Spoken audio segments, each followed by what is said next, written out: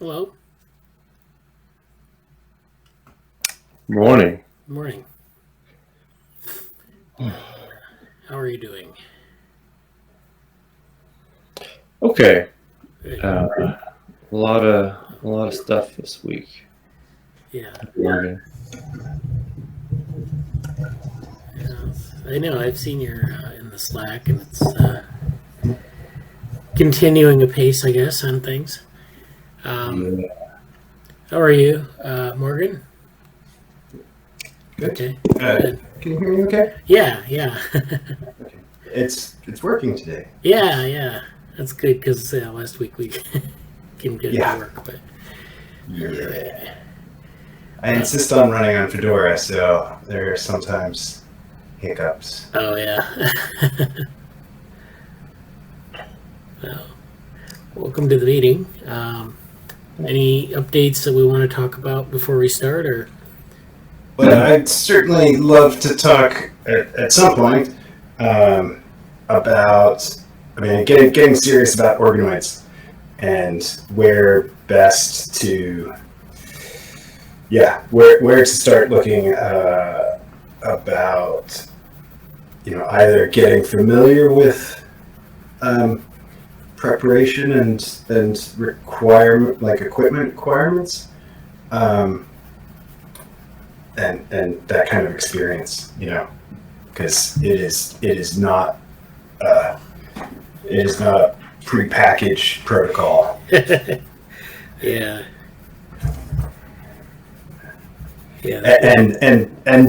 And doing that on a chip, obviously. Okay. I mean, it doesn't make any sense to not start on a chip at this point. Right. But there's Katarina's paper, like there's cool, there's cool starts on that, but I caught a couple talks this week from a couple of companies that are trying to scale at least pluripotent stem cell work. And they were mostly describing 2D stuff, but they, so I'm gonna try and catch this. I'll get the name of this French company that's doing 3D stuff, but Yeah. they would be good starts. Anyway, love to get any links or any other ideas. I'm familiar with the big labs here in terms of UCSF, Stanford, UCSD. But if anybody knows which of those would be the kind of most open to making protocols available or making just getting breakdowns of everything in terms of equipment and protocols they're using. Yeah, I don't know. I don't know who. Sometimes different labs are have different philosophies of being open other. Totally. So the other thing is, is it maybe better to look at some labs that aren't doing brains, but are doing other tissues, right? So, for instance, Edinburgh is doing. So I don't know what happened to was it Bayes Brain? I forget his Twitter. Oh yeah. But so not sure what their interest was, but for instance, University of Edinburgh has a great program for growing livers, right? Yeah. Much simpler. Yeah. In some, I'm sure it's really hard. But would groups like that, and I am gonna also try and catch QB3, right, which is Berkeley, UCSF, Santa Cruz. It's kind of like their life science incubator. They're going to have a talk about joint U.S.-French stuff. And of course, one great place would be, or finding out what the Institut Pasteur is doing, with regard to organoids might also, like, they're particularly open, right? It's kind of the mission statement that they were given. So that might be a great place to start. Okay, that sounds good. Yeah. Yeah, it looks like Madhuri is here. And hello. Hi. Hi. How are you doing? Pretty good. So, yeah, we talked a while, last week, I guess, and or 2 weeks ago. I can't remember. And Yeah. you talked about some of your interests, and one of those interests was organoids. Right. And so, did that sound interesting? What Morgan was talking about, or what are your thoughts about that? Yeah, I joined only I think 2 minutes back. I did hear that. I don't know if I got it right, but were you discussing other kinds of organoids other than brains? I joined late, so I'm sorry I didn't follow what you were saying. Sure. So yeah, I was just mentioning that because some of the labs that are doing cerebral organoids are also have startups and also have commercial interests. They are, and that's cool. They aren't necessarily sharing what they're doing because that's their IP. And given that, that maybe looking at some labs that aren't doing cerebral organoids but are doing organoids, right? Might be better places to talk with. Hey, might be good places to talk to about, say, starting up something with, some of these. There are a couple protocols that are described. They're not necessarily the best. Okay. But I'm looking for places where I can get experience, starting this and actually growing some organoids, brain organoids, and like looking for suggestions on where, what labs might be doing it, and be interested in making all their data publicly available, including protocols, equipment, etc. And then the last thing I was mentioning was that the Institut Pasteur, which has a mission to be open about all its work, might be a good place. They have, together with the renamed Institut du Cerveau, it was like Brain and Spine, but I think it's just the Brain Institute now. In Paris, they might be a good place to start and ask if they're doing that, or they would have the expertise. So yeah. Good. Right. Yeah. I'm not sure, but I will check this out. But I remember Max Hoda. I'm not sure if I'm pronouncing his name right, but his new startup did have a significant section that was interested in developing neuronal cell cultures. And I think, it's not organoids, but I think that's something that that's where you start with. But this just came to my mind. I'm not sure how relevant it is to what you're very, very, because again, like definitely want to get experience with just growing one at this point. But the idea is, how to do this at scale, right? And how to do this at scale with all sorts of variability, right? And so I was also mentioning that there was some good talks this week describing just how to do induced pluripotent stem cell work at scale, right? And so they were doing it at scale in 2D, and this is awesome, using lasers. So it's like the entire team are all laser physicists. Oh, Oh, yeah. And I was like, lasers, okay. Mm. But yes, and we all know lasers make things Sorry, better.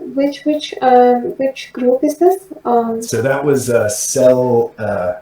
So they spoke at IGI at Berkeley. So I forget now. Is that the Innovative Genetics Institute, or No problem. I forget the exact. I make up a new acronym. I mean, it's IGI, but I make up what that means, freshly each time I try it. But so they had a speaker from Harvard. So it was like a bunch of Harvard laser physicists. Okay. And doing 2D stuff. So selecting, like with computer vision, they're figuring out which of the cells is kind of like is expressing what they want. And I don't know if they're, deleting them with lasers, deleting the ones they don't want. But definitely trying to get up to scale by 2025. Right. And then there's it's like Cell IO or something. I'll drop it. I'll drop a link in the chat, Sure. or I'll drop it in the Slack, the Cerebral Organoid Slack. And then I know there's another French company that's using. So microfluidics are like super important for organ on chip and a lot of this stuff as well. Yeah. And they're trying to go to 3D, right? And so that's obviously what if you look at the stuff from San Diego, they're you want these spheroids. I mean, they're not spheroids they're not synthetic cells. These are real. these are real. Yeah. But yeah, I'll drop some links. Yeah. Right. There was also another startup that was looking at developing skin organoids. I think it is in place for the most bit. What they're trying to do is try and see how could they directly scale it to the level where they could test proteins, test molecules for disorders and such. Yeah. that's great. Great stuff. So we have a new member here. So why don't you introduce yourself? Sure. Hey there, everyone. Hello. My name is Divyesh, and I am a final year student from India. I'm doing my bachelor's in electronics and instrumentation, and I'm doing my thesis remotely currently with a neuroprosthetics lab at Johns Hopkins, working on the AR/VR side of their virtual counterpart of their prosthetic arm. And so I am hugely interested in neural signal. I got in through neural signal processing, decoding, machine learning, and deep learning stuff. And my first sort of experience was with Morgan here at the NeuroTechX community events. And so that was hugely helpful. And so after that, I've done quite a few projects in the area, like in ERP related, and then a couple of hackathons in using Riemannian geometry and other decoding stuff. And right now I am currently sort of looking for RA, master's, PhD in the MLTL sort of side of neural processing. And that's pretty much about me, I guess. Yeah. Well, good. Welcome. We usually have these meetings on Saturday mornings, and time, it's when people are available. Well, some people are available, some aren't. So sometimes people just prefer to work in the Slack, which you've joined. And so feel free to explore that. And, if you're interested in some topic, get in touch with someone in the channel. I can put you in touch with people. So I think you mentioned about the neural decoding thing that was popping up somewhere, and I told you about Krishna is another person who is interested in deep learning, machine learning. So, that's something he's working on. And then neural organoids is another good channel to follow because we're starting to sort of get up to speed on that a bit more. And then we have a VR channel, which is, I'll go through the channels in the meeting here to see the updates. So if you feel like joining a channel, please feel free to join. I tried pinging Krishna on his personal in Slack, but I didn't really get a response. Okay, yeah. Yeah, I think he's busy with a few things this week. I haven't seen him around as much as recently. So. Okay. Yeah. But go ahead. No, I was just going to say, I would be interested in talking with you about at least the what's on the GitHub currently, and seeing if we just get that going. That would be cool. And yes, and Divyesh is being very modest. He's contributing to a lot of great open source projects, including Moab, which I want to make a ping. Shout out to Moab. Yeah. And that's what does that stand for? The mother of all BCI benchmarks. Oh, okay. Yeah, and it's super important. A really valuable resource for ERP work. EEG decoding, and it's pretty much being led by Neurotech X, which I think is one of the really great contributions that they're making. Good. Yeah. Well, welcome. So, I don't know if other people are going to join us. Sometimes they come in a little late, but to start off with, we have a message in the chat. Okay, that was just the link to Moab with 2 B's here. So if that's something that is interesting to people, it's just like the BCI, it's just brain-computer interface, and they're using different benchmarks for it. So why don't we get started with the Slack review? So we do this every week, and I'll share my screen. Thank you. And I think we have another instance of me, so for some reason, but that's okay. We'll just stay in there. It goes to the machine. Right? Yeah, as long as it's not interfering with anything. So let's go to the Slack review here. Yeah. All right. So you can see my screen here. Okay. So this is a Brain Organoids channel. This is, let's see where we start here. I put some papers in the Slack. It looks like some people, yeah. So Madhuri and Daniela gave a thumbs up to this. These are a couple papers that I found here. So it was Vascularization of Human Brain Organoids is one. It's a review from Stem Cells Journal. It's on kind of just talking about how they're using just vascularization issues in organoids. There's another paper on organoids as a new model system to study neural tube defects. So this is a neural tube defect paper, sort of another review where they talk about some of this model system. And then the third one is this one, which is Human Brain Organoids Assemble Functionally Integrated Bilateral Optic Vesicles.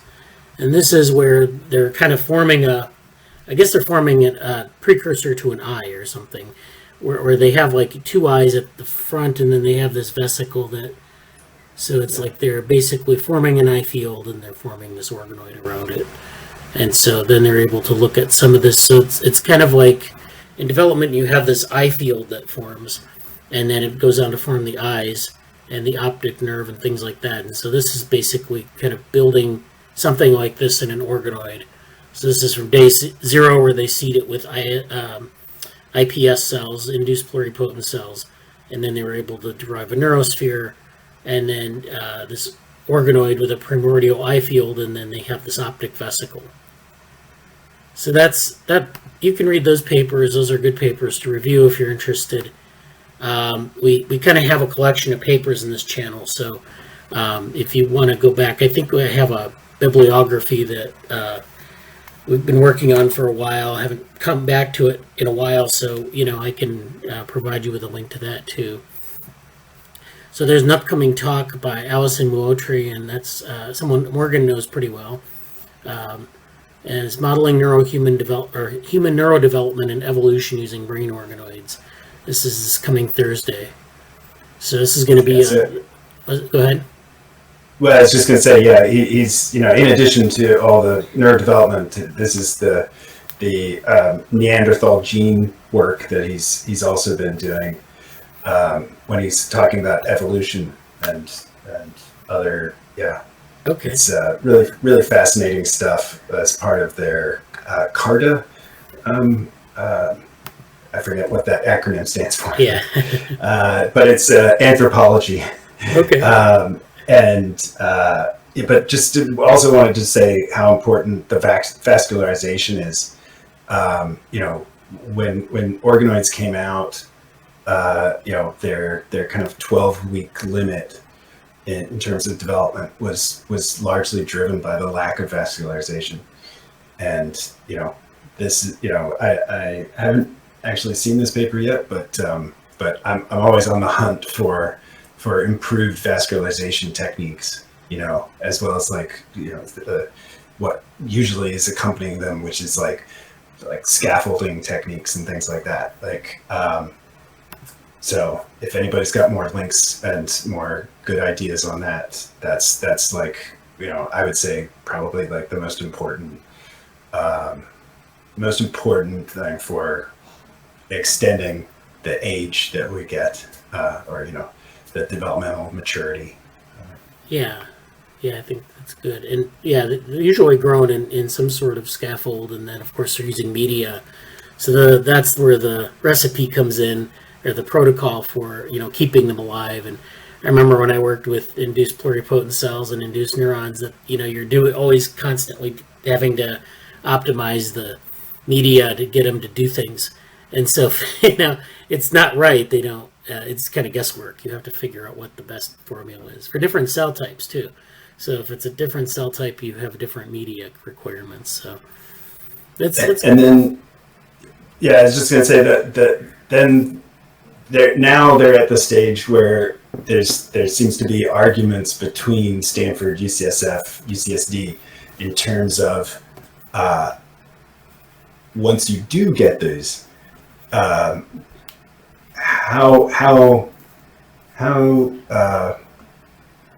appropriate is the genetic expression, or how normal is the genetic expression given the artificial kind of the protocols saying add these growth factors at these particular times, right?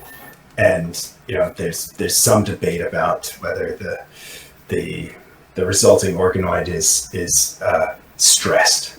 Right. Oh, right, yeah, because it's expressing stress because of the artificial environment. Yeah, so that's an interesting issue. Madhuri and I talked about kind of doing a position paper even. We talked about this a while back on some of the issues in organoid development and things like that in just in the field where there are some debates that are going on. So that's one of the debates. And yeah, if you have stress phenotype is often very distinct from a regular phenotype. So if you have that sort of thing going on, but that's true, I think, of a lot of cell culture models where you're doing manipulations in a dish, and they're not really, they're kind of, you're kind of pushing them with induced pluripotent cells. You're basically killing them off. You're putting in a lot of antibacterial agents, and so you're trying to keep them alive. And it's well, the cells that survive are the ones that. So that's the secret ingredient is apparently lasers. Okay, yeah. I just wanted to add to that, and again, something that Allison has kind of pioneered because he sent organoids up to space, but it's focusing on accelerating growth right? So can I speed up kind of biological development so that I don't actually, I want a 1-year-old brain. Do I have to wait 1 year to grow it, right? Or can I speed that up, right? And so Allison's got these results that from the space station, that the organoids that were in 0G or exposed to cosmic rays, or whatever it is, are older than they would have been on Earth. So there's that's super interesting, and is really relevant in terms of like trying to grow brains at scale and not wait the normal biological time. The other thing is, and this is coming from more of the psychiatric application angle, right? Can we look for things that will we know that in psychiatric disorders that subjects die younger, and so it turns out that it could be that a really fruitful angle for, sorry, I've got all these alarms going on, could be okay, I'm awake. It could be that a really fruitful direction for psychiatric research is actually looking towards longevity research, right? So what are things, I mean, and this kind of relates back to the stress, right? So if these cells are expressing stress, then we'd expect that they would, have a shorter lifetime, for instance. So another really great, interesting direction to go with these.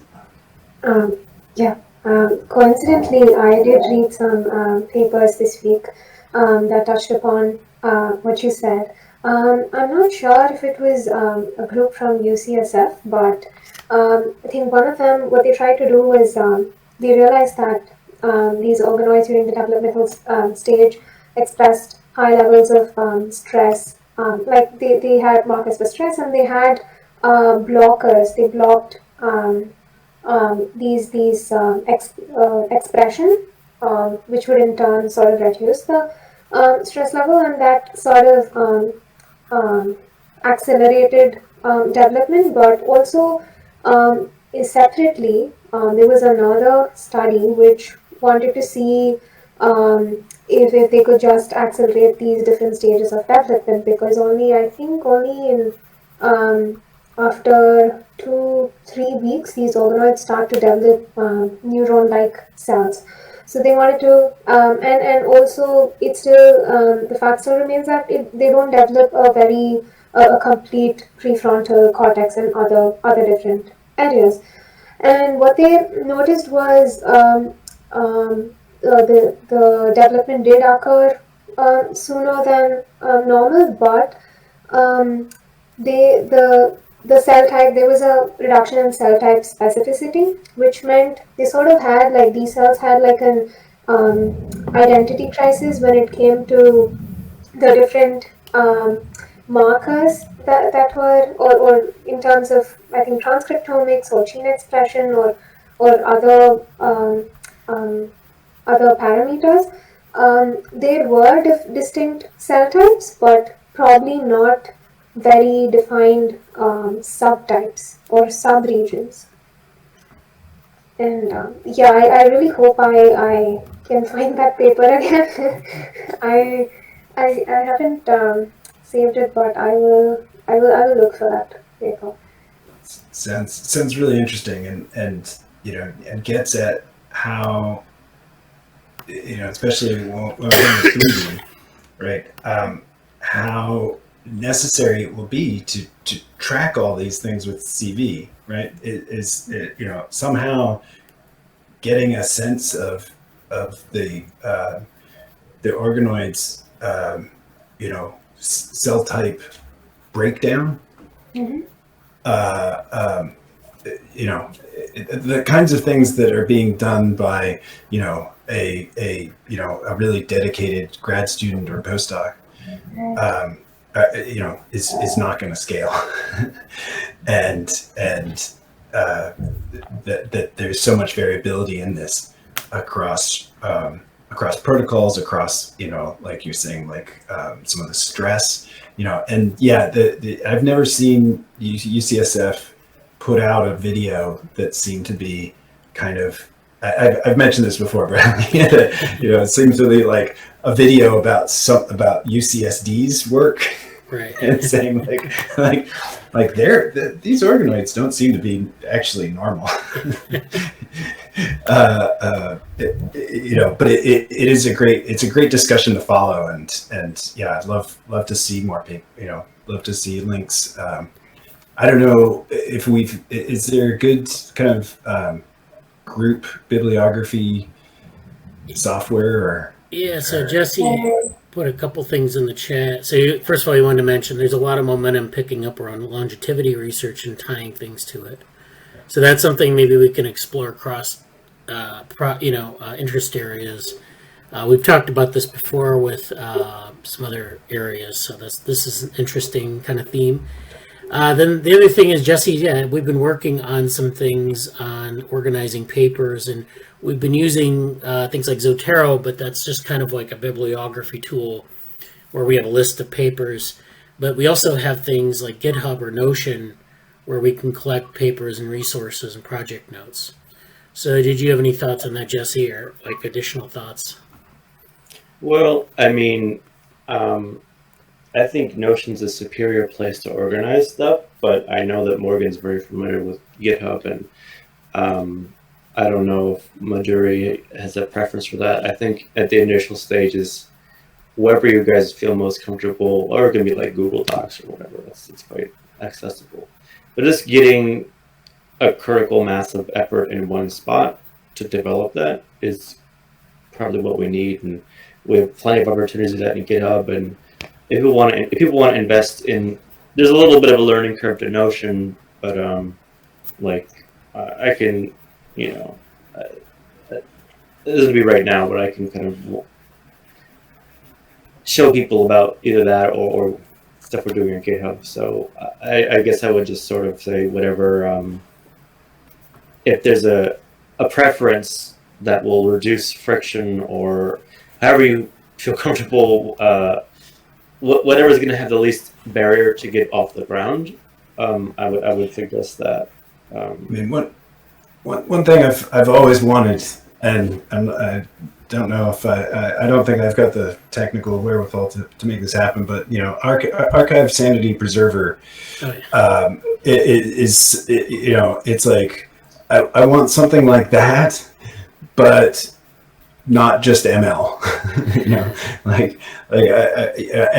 and how much I've used. So there was a particular paper that Alison Moultrie talked about in terms of, I mean, they brought him in as a commentator on it, and it was a paper about like synthesizing a growth factor that's essential for cerebral organoids.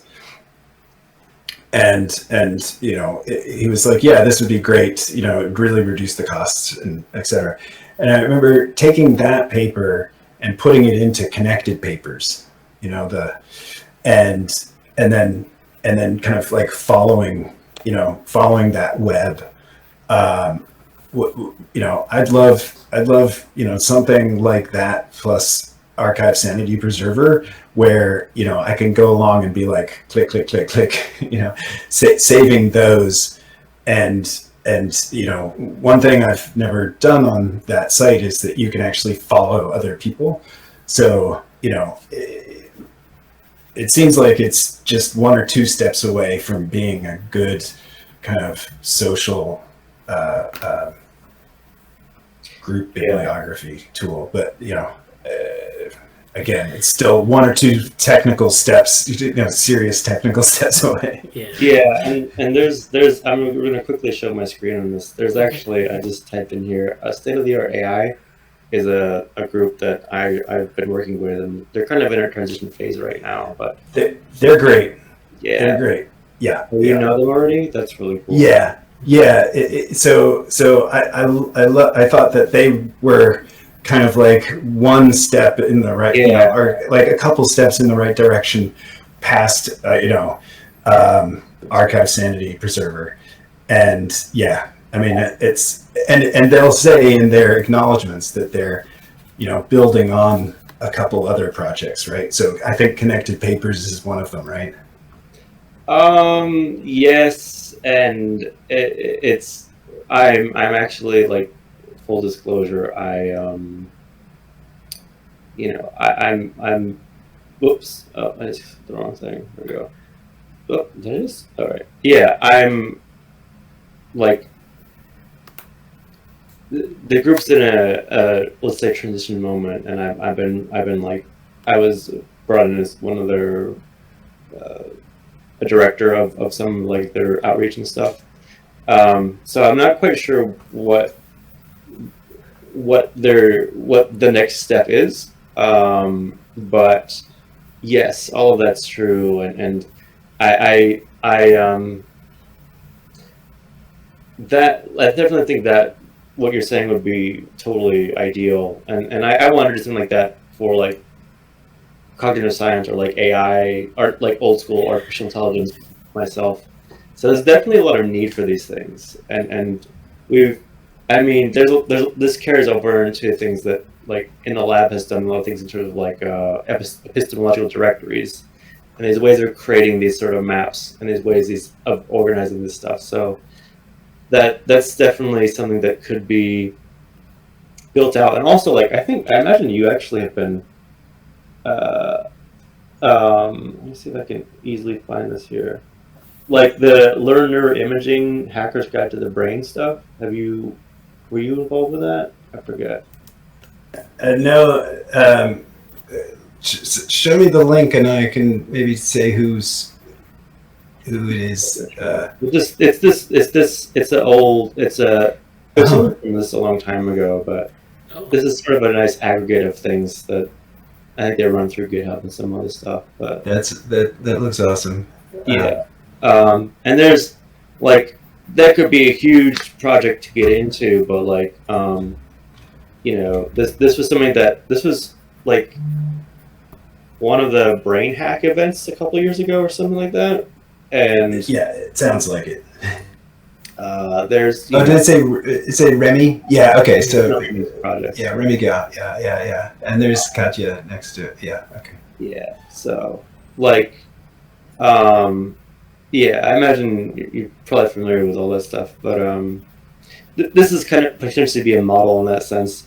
And I think that's whether or not we have all that stuff to build it out. I think there's kind of stop my sharing here. There's a lot of work that could just be done, like getting annotated bibliographies or preparations in that end, in terms of just reviewing papers and I'm not, depending on how much manpower there is and how much to aggregate around that could be a whole set of projects and so on. So I'm up for helping to organize that however I can.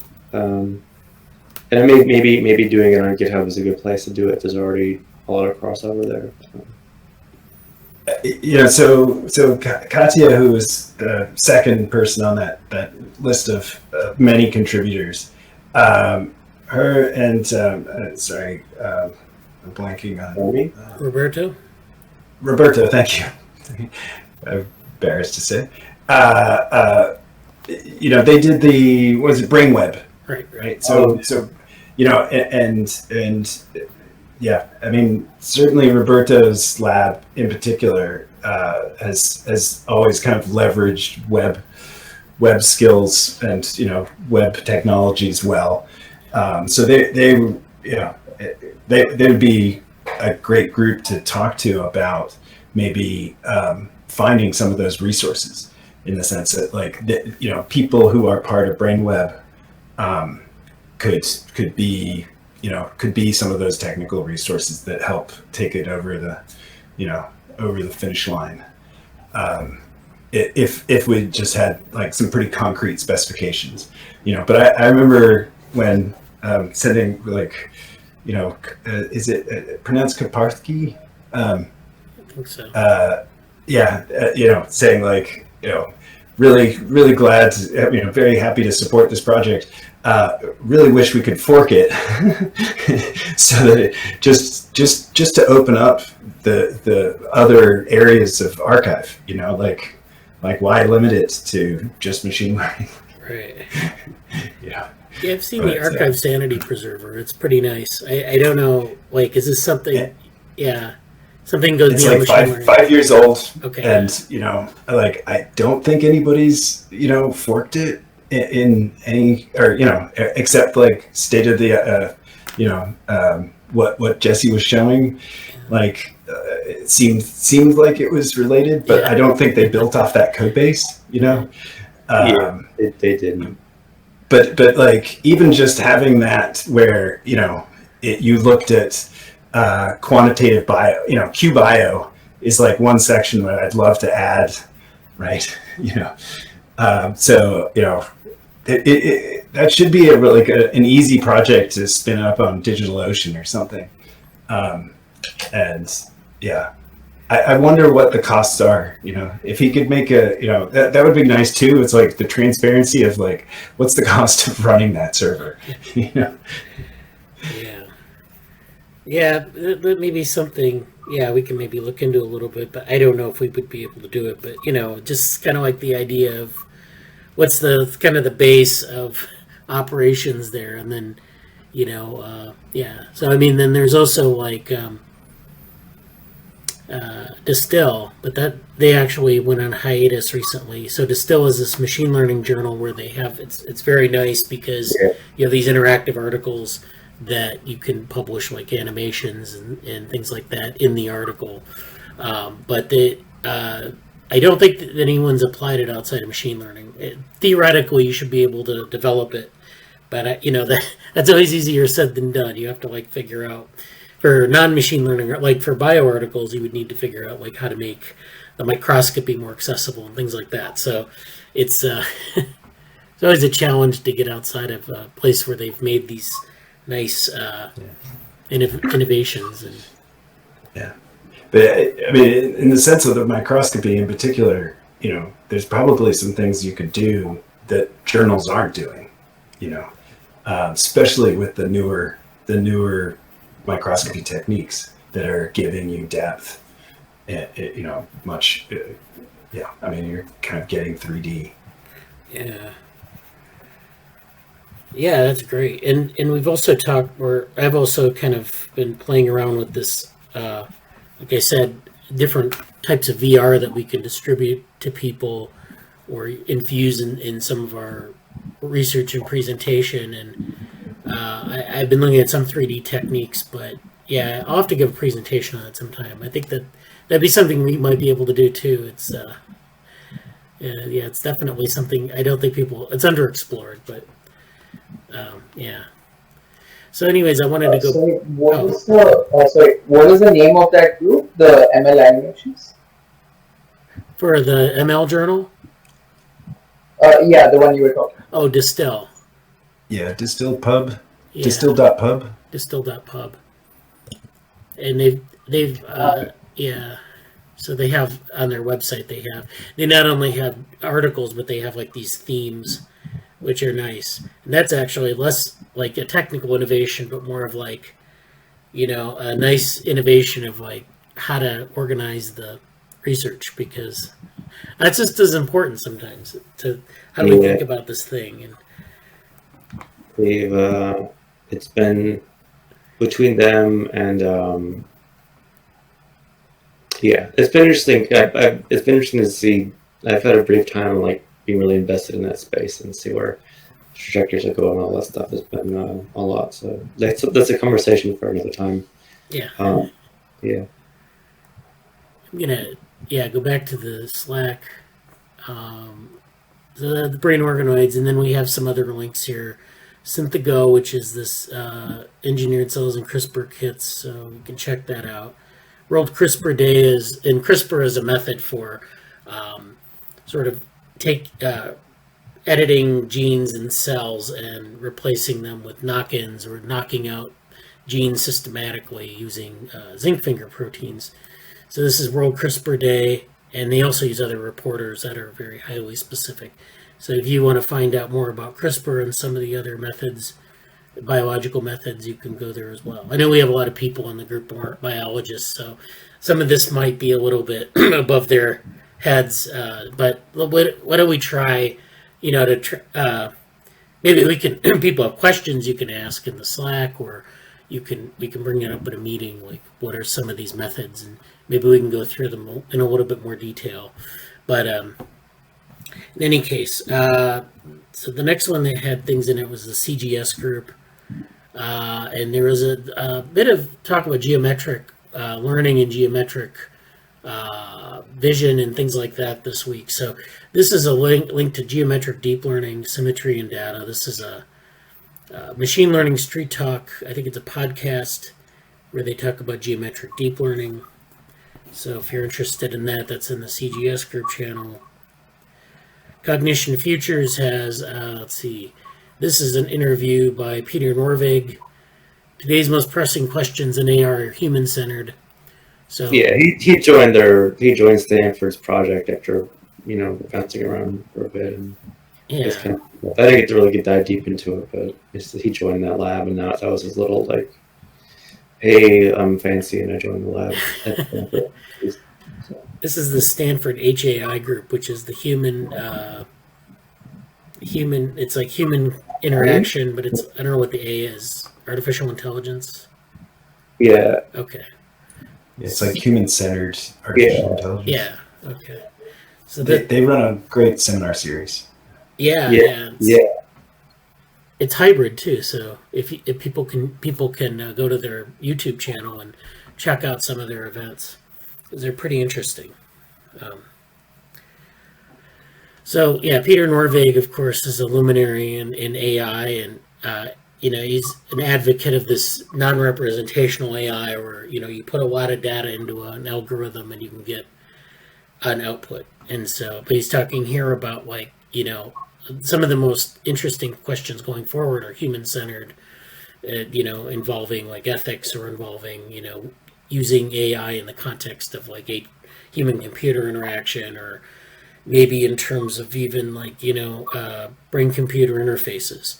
So that's where they're going, because we've kind of saturated the ground in terms of like performance of algorithms. Although there are probably other algorithms that we could use for other types of for things that aren't pattern recognition, but in the sense of like going down the deep learning. In that niche, that's been pretty well saturated by a lot of the big groups, and in terms of performance benchmarks. So now people are turning more to like the human-centered questions. So that's a good you'll have to read that article. Yeah, I think if you scroll directly below that, you can see. I don't see anything else in here, but go above it. Above it. Oh, I guess Might be a different channel. No, maybe it's in professional. I don't know. But like, one of the reasons I mentioned this article also is because there's a specific prompted question where they plug their AI index, which is a couple that Stanford's doing, and it's just like a report on where AI is going. Okay. And it says, we noted university brain drain in our last AI index. Technology academics leaving universities to join well-sourced companies with massive footprints. What spurred you to go the opposite route? And it's just funny because that's sort of like quite adjacent to the fellowship that I'm doing. Like the fellowship that I'm involved with is kind of trying to steer people to have them actually do and complete their PhDs and like in computer science stuff. So it was just funny to kind of see that. Yeah, I think it seems like there are a lot of startups. People are saying, well, I should just do the startup, and they actually want people that finish their PhDs and actually attempt research questions, and there's like this market force that's pulling them away from that. So I think that's a good. I'll try to find it in these channels here as we go through. Not that important. Yeah. Cybernetics. Okay, so this is. Let's see. I think this was from last Saturday. This was the Yeah, that was the last one. Yeah, It was this just is a book. book Cybernetics, and then this anti-aircraft gun, Norbert Wiener. Yeah, So this is was Norbert just talking about like old school Norbert from a long time. I think it's his actual voice. I can't quite tell, but just him kind of. It's like a very short clip on. I don't want to play it now, but just like right. this is a fun find in that sense. Was this like about regulation or about like cybernetic regulation or was this something else? He was kind of just vaguely talking about. It is very not. And from what I saw, it was just very simple. Like, hey, here's like very general allusions to anti-aircraft stuff. Okay. Yeah. It wasn't. Yeah. Data Science ML has a couple things in it. Let's see. This is from last week. This is representation theory of neural networks. I think that was put in here after the meeting. This is a paper on. This is something. Yeah, we should look at in more depth. But especially for the metabrain stuff. So in this work, we show that neural networks can be represented via the mathematical theory of quiver representations. A neural network is a quiver representation with activation functions. So quiver representations are, they're really defined what, oh, okay, here it is. So we show that a neural network saves the data as quiver representations and maps it to a geometrical space called the moduli space, which is given in terms of the underlying oriented graph of the network, i.e. its quiver.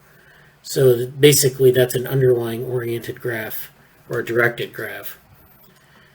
And then the results as a consequence of our defined objects is an understanding of how the neural network computes a prediction in a combinatorial algebraic way. So this is like a specific type of representation of a neural network, taking it from that neural network to a what is essentially a directed graph. This has 9 consequences and 4 inquiries for future research. So I, looked that paper over. That's a good find, Jesse. And then this is a curriculum, it looks like. And it says, my friend of mine shared all of these. You're better off learning information theory and machine learning than technical analysis. And so, yeah, this is something where I think if you're learning machine learning, maybe like at Neuromatch, for example, you didn't necessarily get a lot of the information theory background that maybe would be useful. So this has some things on Gaussian processes here, autoregressive regression model, information theory, Bayesian methods for adaptive models. So, you're getting into the Bayesian stuff, but you're also, it's rooted in information theory. So there are a lot of topics in information theory that, like maximum and other types of things that are really, things that maybe are quite useful to someone interested in deep learning and machine learning, but aren't typically covered in the same curriculum. So here's some nice resources. What are the ways in which these are usually useful? Like, so when you talk about information theory, in what ways do you use them in ML and DA? Well, I mean, just in terms of things that have information, like if you're looking at information content, and of course, if you're looking at things like diversity, or if you're looking at things like or mutual information, where two sets have a certain amount of shared information. So there are a number of different application domains. And then, it's not necessarily clear at the onset what the use is, but that's another tool in your toolbox, is to use information theory and say, oh, this says, these sorts of things are, maybe there's a shared part of the set that's highly similar, or there's a certain amount of diversity in my data set, or there's, which is information. So, I mean, there are a lot of ways you can use these tools, and not just information theory, but there are other forms of mathematics that are useful as well, in conjunction with like machine learning and deep learning. So, I think it was like 2 summers ago now, I gave a talk on information theory for modelers or something in the group here, in conjunction with Neuromatch, because in Neuromatch they were doing a lot of stuff with computational neuroscience, and then They were doing some things with deep learning, and they were doing some things with Bayesian analysis, which is nice because there's a connection too where you're using Bayesian models to sort of build a predictive model, but you also have information theory, and they didn't really cover that as much. So it's it's not something that's deeply tightly associated with that curriculum, but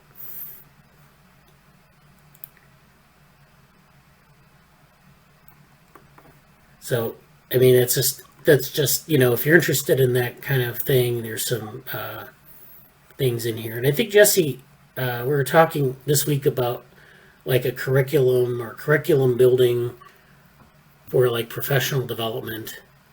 And, this is always stuff that like, we can put together for people, like very specific things that like they might find useful in their pursuits. It's not necessarily a core part of a curriculum, but it's something that this is really interesting in light of my research. I've heard that a lot. And, thank you for sharing that. We might make that available in a more formal way, actually. Yeah, I think one of the things I'd like to formalize is there's a lot of, because we have so many, quite a diverse set of areas in the lab anyway, it's, I think more formally kind of getting people used to building out some curriculums and making spaces to do that. It's sort of like, I don't know, I would really like to just sort of centralize it more so, and we have some things with GitHub and Notion, and I've had myself using Notion more and more because it's just easier to manage some stuff. But I think there's a discussion to be had about that. We don't have we're kind of we can talk more about that some other time though. Yeah, definitely. Then there's Quiver signal processing, which is something that Morgan found. So this is kind of related to the other archive paper that we saw, and this one here on representation theory. So this it's. Go ahead. I was just going to say, has come out of a discussion with a mathematician, former colleague from FIMRIB, and his interest in terms of really pushing, modern application of modern ideas in theoretical maths to more practical or applied situations like in machine learning and signal processing. Right. So yeah, this is, and so this would go with the other paper where we have this. A quiver is a directed graph, and a quiver representation is an assignment of vector spaces to the nodes of the graph, of linear maps between the vector spaces associated to the nodes. So this is a little bit more than a directed graph, but like it's a specific type of directed graph. So you're assigning nodes into a vector space, and then you're building a map between the space and the nodes.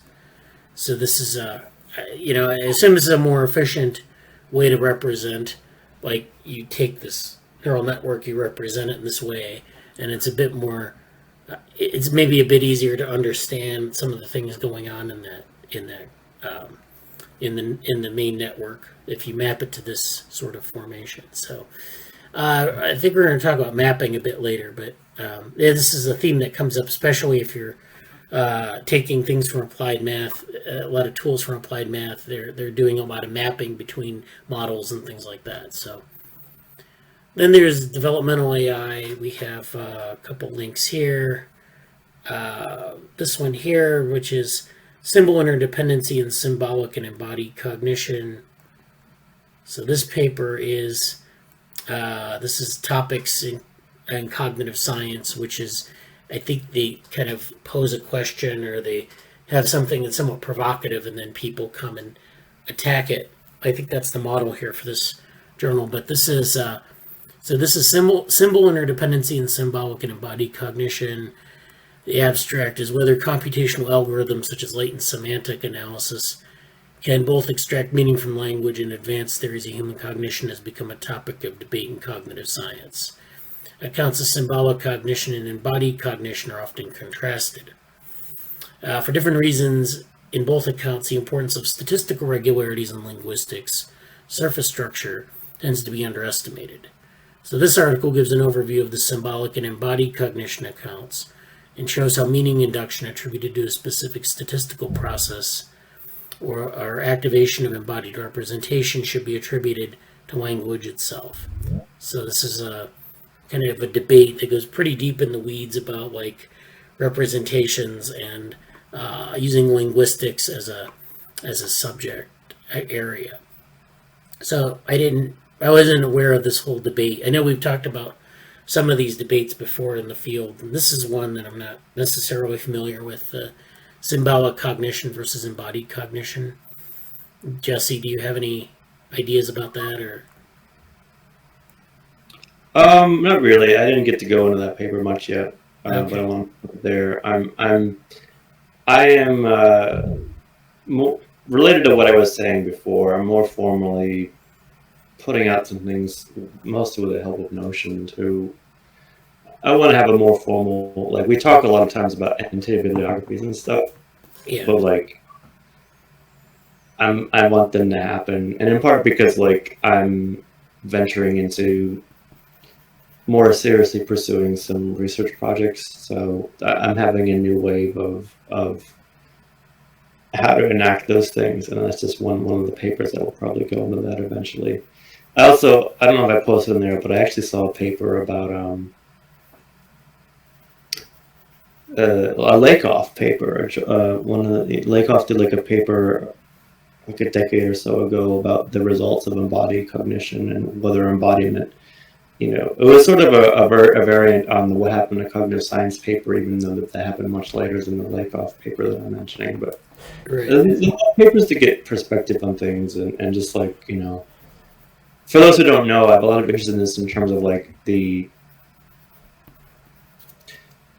what are cognitive architectures and cognitive elements that are sort of necessary or inhibitory in terms of a bottleneck on like what AI can do. So I'm kind of approaching it from that angle. But more about these things later. Yeah. Yeah, let me share my screen again. Okay, so that's the developmental AI channel. Events and news. We had something here. This is more geometry. This is structural and compositional learning on 3D data. So this is three-dimensional learning. Can you open that link really quickly? Yeah, let me. Because I don't know if I missed that, but I'm basically attending ICCV today. Does it say the time? I don't know. It's probably later. Well, it's probably going to be in a bit. Let's see the schedule. Today. Yeah. So this is Eastern time. This is. So it's like already happened, basically. Yeah. Right. Well, I mean, yeah, it goes on till like all afternoon. So I might check it out. I've been attending ICCV for. I have a job that involves doing research for a health tech company, and there's a health tech workshop later for ICCV, and I stepped away from this for a little bit to make sure I wasn't missing that workshop, but it's in a couple hours, so it's good. Yeah. So yeah, this is I don't know if you can still join in on this, but this is the link to the if you can read the papers and look at the speakers and things like that. So so that's in events news. Open Chat Forum had just to differentiate for new people too. Like there's events news and events discussion, and events news is kind of a place where we try to put like, hey, there's an event, like it's just like updates about it, and then discussion we might have some more detailed discussion. Although we're kind of trying to have discussions. One thing we've tried to do here is like have like shared notes documents, like so we can all like if we're all attending a conference, we can have like a big open Google document and just all contribute to it, which is a great thing. So stay on the lookout for that. Yeah, we've done these shared notes documents for a number of different conferences, a lot of like the neuro AI stuff, like the Montreal group, even I think NeurIPS and some of the other conferences that we've done. We just, people will attend and they'll watch and they'll get screenshots and they'll put them in this document and they'll maybe annotate that a little bit and kind of put in any kind of notes that might be of interest to them. And then so everyone can read, and it's this really long document, but you can go through it and look and just see, like, get a taste of what was going on there. So that helps us, I think, maybe even across individuals, we can get this hive mind going about what we found interesting and or some, maybe our own insights into it. So I have those. If you're interested, I can make them available. I might try to put them out a little bit more publicly in the lab. I don't know exactly where to do that, though, if we can do that in the Slack or not. But so in this open chat forum channel, we're kind of following up on this field finding stuff, which we talked about last week. I think I shared some things with Jesse on that. And then there's this NeurIPS conference, there's a volunteer application that's now available. So NeurIPS is happening in December. And so if you want to volunteer for the conference, which is a good way to sort of get involved with it without, getting a paper accepted. I volunteered at a conference about 20 years ago. It's like one of my first conferences, and I got, to meet some of the luminaries in the field, and I got to, be in the inner workings of the conference. So that's always a good opportunity to make connections and things like that. It's a great way without paying. So it's beautiful. NeurIPS is a great thing to volunteer for if you ever get the chance to do it. So I would incline anyone to do it who wants to. Yeah, so that's the link there. And then this is a link to transhumanism has been used in the same tokens, AI, cryonics, life extension, mind uploading since the 1990s. What are the transhumanist tokens? Sorry. Of 2021. Sonia's doing a lot of work. Sonia comes up in the lab a few times. She's the one that sort of Avery and I met at Princeton Vision, and she's someone she's someone doing. Now she's going to be doing like a PhD at Mila in Montreal, artificial intelligence place, and she's a very interesting journey that she's doing in terms of trying to care a lot about the future and finding ways to. She's interested in a lot of things we're interested in, and it has a slightly different approach to them. So it's always good to kind of see her updates and things. Yeah. And then I dropped this paper in, this is Studies in History and Philosophy of Biology and Biomedical Science. This is Signals Without Teleology. This is a paper on, the authors here. Abstract signals are a conceptual apparatus in many scientific disciplines. Biologists inquire about the evolution of signals. Economists talk about the signaling function of purchases and prices. And philosophers discuss the conditions under which signals acquire meaning. Less attention has been paid to what is a signal. So they talk about some of these things that are teleological that people talk about as signals. This paper provides a definition of signals that avoids reference to form or purpose. Along the way, we introduce novel notions of information revealing and information concealing moves in games. So in game theory, they use some of these terms. And the Ender account offers an alternative to teleological accounts of communication. So, there's this, I think there's this idea about like teleology, and it's sort of how, things unfold according to a purpose. And one of the things we know maybe is that maybe that's not true. Maybe that, things don't necessarily always have a purpose. And so a lot of the language we use for different things like in economics or in biology or in human behavior have this sort of teleological baggage because, maybe a couple hundred years ago, everyone thought that something had a greater purpose. And so you use that language, but not everything does. And so, you have to reconcile those things. Okay, I said, get ready for tomorrow's meeting with GEB. And you said, who is GEB, Jesse? And we're going to find out in a minute. It's Godel Usherbach. And I'm going to do a little bit of thing. I'm going to do a little thing on that. But I was just saying, oh, that's cool. Yeah, thanks. Neuromatch channel had, we're kind of organizing all this stuff for Neuromatch. So I know people have been talking about this and they want to know. I put these 2 documents in the Neuromatch channel. So this is the abstract submissions where we're kind of collating ideas for Neuromatch. And this maybe go beyond Neuromatch. If we don't submit these, and there are a lot of things on here, so we can't submit them all. But if there are things on here that maybe we don't submit to Neuromatch, we submit it somewhere else. This is a good way to organize these ideas and these abstracts. So this is just the ideas. If you're interested in collaborating, put your name here on the side.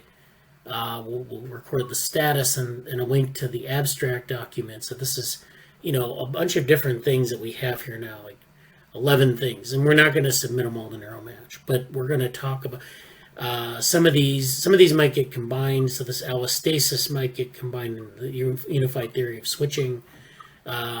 Jesse asked me, I think it was last night, whether we could bring those together because there's some ideas here in allostasis and the internal state regulation of agents that is something we could put into the unified theory of switching and, condense it all down to like a 15-minute thing. So I think that'll work. But otherwise, we'll keep going through this list, proposing things. People want to join in on it.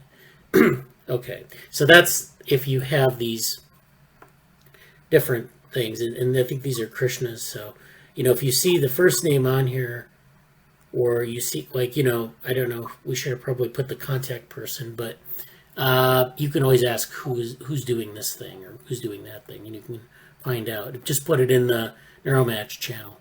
The other thing that we have for this, though, is the abstract document, and that's also in the Slack channel. And this is where we're actually writing up the abstract and getting it ready to go. So this is the universal theory of switching, which Jesse and I have been working on here. Maybe we'll bring in some things from Avery's work on allostasis. So I think that's a good idea. This is a little short as it stands right now, so I'll incorporate that and we'll review it. I think next week we still have time before the submission deadline. The submission deadline is the 25th. So yeah, we can do that. We also have one for Gibsonian information, which is, of course, a preprint that's also being worked on. And then we have this Frontiers of Spatial Computing, which is something Jesse is working on with Anusha. So this is an outline, so we need to have like a fleshed out abstract for this at around 300 words. It can be a little less. And again, this is like something that Jesse's working on, but there are a lot of questions here. Like we have things like computational neurotechniques, BCI techniques, hardware. Yeah. That's probably fairly likely to happen. The multimodal machine learning one may be less so at this point. I don't know if you saw my email about Rebecca yesterday. Yes, thank you. Thank you for forwarding that to me. Rebecca may be interested in working on the spatial computing VR one. So that I'm trying to, because we only have so many submissions to make anyway. Right. But I would, if regarding the first one about switching theory, I was looking definitely for a way to sort of get. There was a very organic discussion that took place basically after the meeting, unrelated, with Avery and some other people who were part of our, for lack of better terms, the research grant in the UK with effective altruism and stuff. And they're all in a sort of a group research center house situation. And we had a discussion about some things that were quite interesting and kind of an effort at collaboration for it. And I was debating whether or not I should try to make that into its own submission to Neuromatch, because I honestly think it could be. It could be its own thing altogether. But I'm on the fence because I don't know how much buy-in there's going to be from everybody else right now to that end. So you could actually just,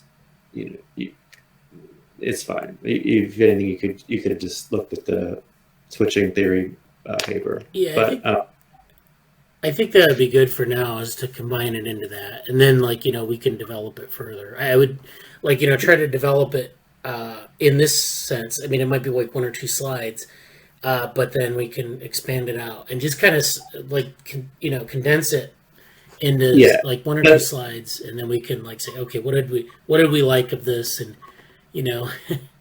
that's when I saw the switching abstract being put out. I'm like, okay, I don't want to commandeer that original thing, but I think some of Avery's work and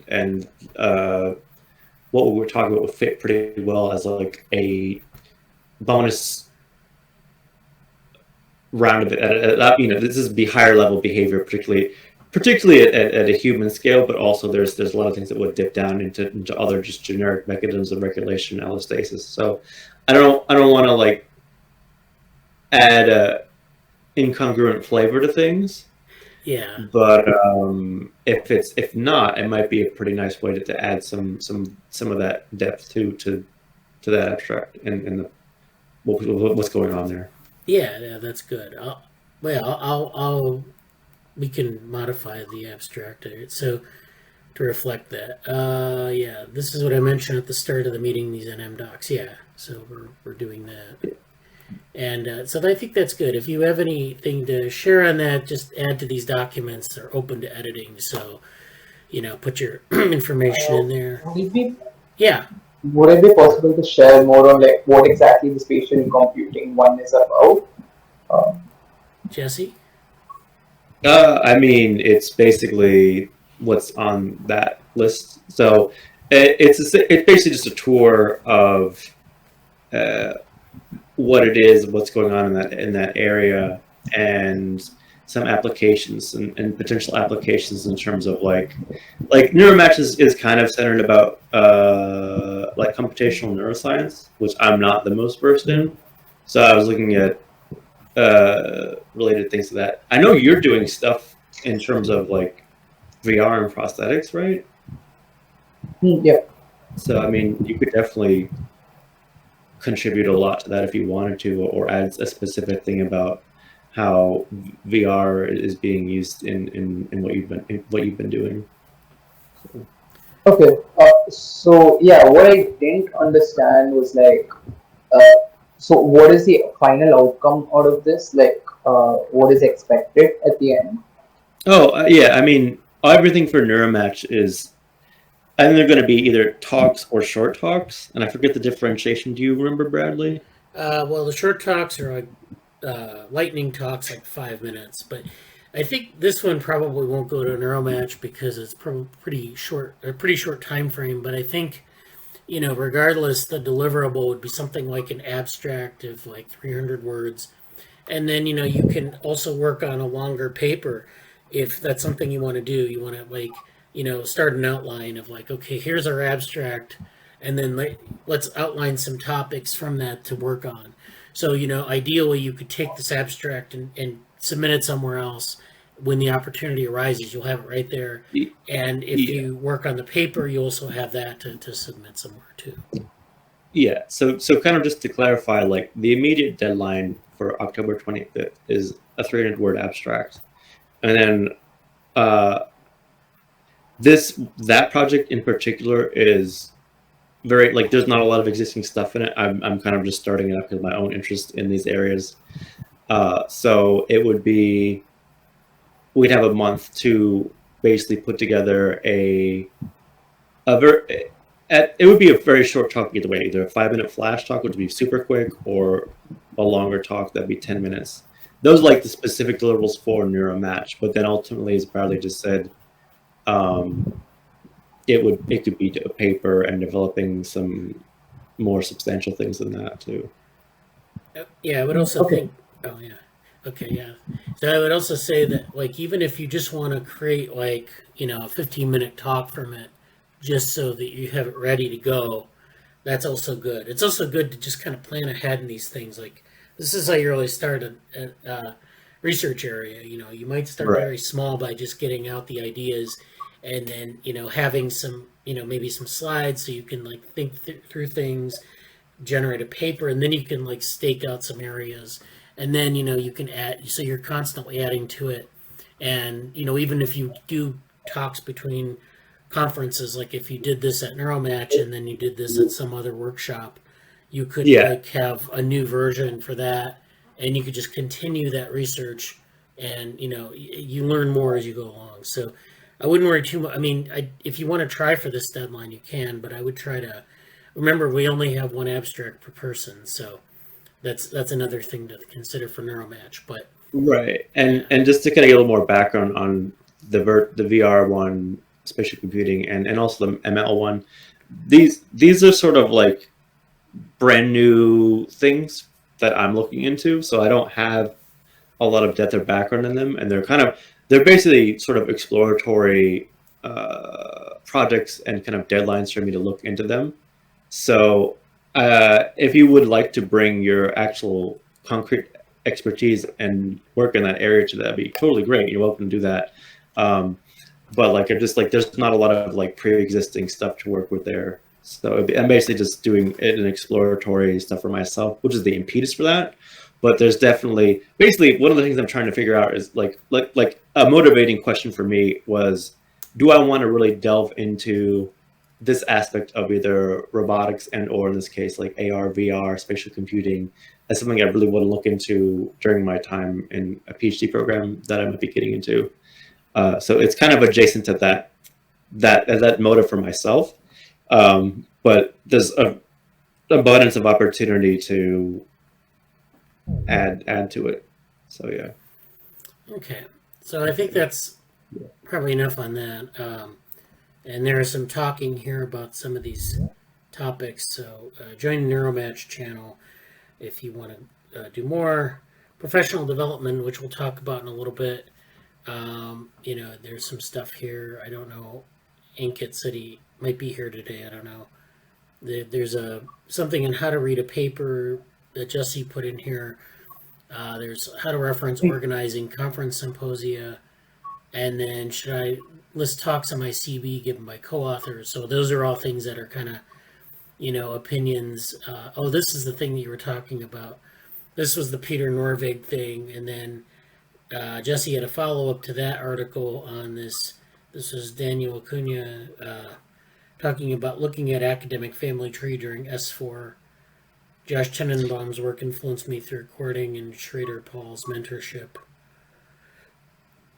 Yeah, this was we kind of covered that, but the things I mentioned below were related to upgrading your CV to being like the most like professional it can be, and when you're applying to some serious applications with your CV, how you should go about some specifics. I dealt with that a lot this week and refining myself. I'm actually moving it to latex and putting it in that format and some updates, specific questions in that case. And I don't know how much we really have time to get into that right now, but do check out Auto CV.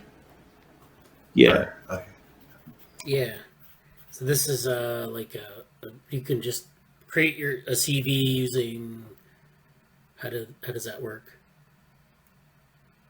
Yeah, so it's a Russ Poltrak put together, and if you use your ORCID, it will go get your relevant papers and citations. Here, I'll drop the link in the chat. All right. Yeah, that's great. So that's another resource that we can use. If you could drop it in the Slack too, it'd be great. Yeah, sorry, I meant the okay. Slack. Yeah. Okay. So yeah, that's good, and thank you for that. And so that's all. I think. Virtual reality. One more thing here. Cyberbird has arrived here. This is a picture of a little VR display for birds.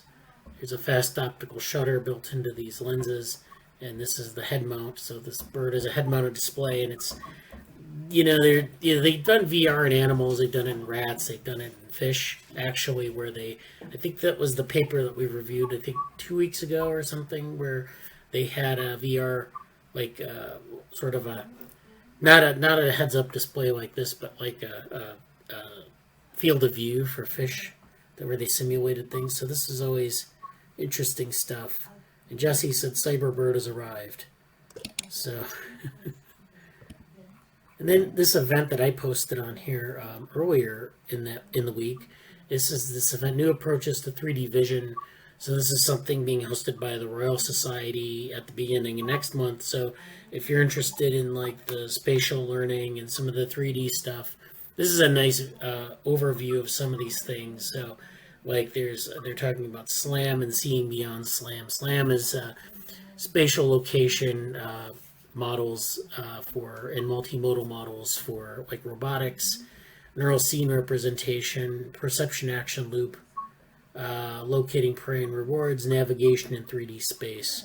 There's some interesting work on navigation in 3D space, namely that a lot of the experiments that have been run have been like in 2 dimensions, where you have like a rat running through a maze, or you've had the London taxi cab driver studies where you have some taxi cab driver driving around, a city, and it's essentially a 2-dimensional, road grid. So this is all 2-dimensional. But when you have like, another set of experiments is where they'll take a rat and they'll put it in a 3-dimensional environment where the rat has to go up and down stairs, and it's a very enriched environment. And they find that in those environments, the different cells that encode for like grids and places behave differently, and they behave less periodic, or they maybe behave periodically, but less like they do in 2D. So there's a lot of interesting work up and coming on that. There's some other things on visual space and challenges for virtual reality. So this is all, kind of brings us together. All, automated models of autonomous agents. You have things going on in the brain. How do we understand what the brain's doing? Some of the cognitive aspects, and then moving into virtual reality and other things like grasping the world, which I assume is about haptic control. So that's going to be really good. I don't know if you have to pay for that, but I don't think so. Those Royal Society things are pretty good. We did one for OpenWorm, so those are usually open to the public. It's registration free. So, and it's virtual. So now I'm done with thanks for posting in the Slack, and we'll come back next week and talk about it. So I wanted to talk a little bit about the Gibsonian information paper, just to say that I've been working on that, and I've been adding things into this where we're kind of talking about more comparisons with Shannon information, putting in some equations, some other technical details, some new figures, and a table, and some other discussion things. Making this connection with externalization of cognitive agent information, some other things, maybe a little bit about thermodynamics of information. This is far from finished. I'm trying to update this so then I can pass it off to people, the co-authors on this, and they can add in their things. I wanted to add more into this. So this is headed towards some sort of preprint. I'm not sure where we'll post it, but once we have the preprint, and I hope that we can get the preprint done by Neuromatch time, because we'll submit the Gibsonian information abstract, and then we'll have this to show people. We presented on this at the Bika workshop, and we didn't have the preprint, so I hope to get that out this time. And so that's what's going on there. Yeah. Any thoughts about that, or? No, I just appreciate the work you're doing with that. Sorry, I'm a little bit under the weather today. Okay. So, I'm I think we're making progress on that, and it hasn't been my main focus the last couple of weeks, but after I think our abstract, we have the abstract pretty much set for that one, right? Yeah, I may want to make some changes. I would suggest maybe making a few changes, maybe tracking more to the talk that was given at Bika, because I didn't update that from the Bika, like when that was presented, and the slide, I don't know how much they differ, but I think there are like some, maybe even some things that we could tighten up just in terms of language and our understanding of it. So please go through that. Yeah, I think in like in a week or two, I'm gonna have a little more free time to dive deep into that one again. But I think we're in the right good shape for that. Okay. So next thing I'm going to do is talk about. I want to talk about Godel, Escher, Bach. So last week we talked about Godel, Escher, Bach, and I have a digital copy of the book here. So this is the book, Godel, Escher, Bach, An Eternal Golden Braid. This is Douglas Hofstadter, who is a cognitive scientist. He's currently at Indiana University, and he used to be at the University of Michigan. And he worked with Mitchell, who is a machine learning person, artificial intelligence person, and she's been involved in a number of the events. Melanie Mitchell? Yeah, Melanie Mitchell. She's worked with some of this symbolic, like she does this stuff with analogies. She did the software Copycat, and that was based on a lot of their work in that group. So they're really interested in this. I guess school of thought is really interested in using analogies to build like models of AI, which is different from like machine learning and deep learning, where you're not really worried about that. So this is an interesting book because it's a very long book and it goes through a lot of things. You have to have patience with it because it kind of weaves together three things. It weaves together what they call incompleteness in mathematics, which is where you have this, there was this idea in the 19th century where, people thought, and this was championed by Hilbert, where if you had a bunch of axioms, if you had enough axioms, mathematical axioms, you could fully describe any system. So, it's like you just need the right axioms, you need to have the right number, and you can describe a complex system, like a train network or, nature or whatever. So, but then this was found not necessarily to be the case. This kind of failed, and this culminated in Kurt Gödel's work in 1931, where he suggested that any system of axioms are going to be inherently incomplete, that you can't describe any complex system with axioms because it's either an incomplete description or there's a contradiction at some point that gets introduced. And so you can't do this.